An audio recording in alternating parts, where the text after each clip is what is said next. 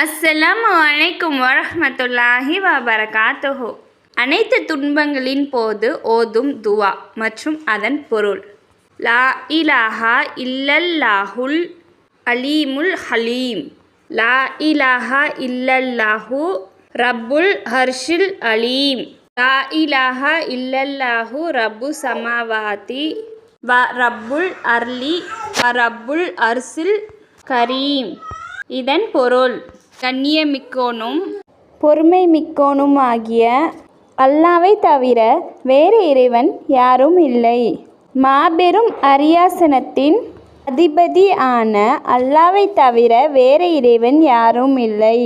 வானங்கள் மற்றும் பூமியின் அதிபதியான சிறப்பான அரியாசனத்தின் அதிபதியுமான அல்லாவை தவிர வேறு யாரும் இல்லை. ஆதாரம் புகாரி.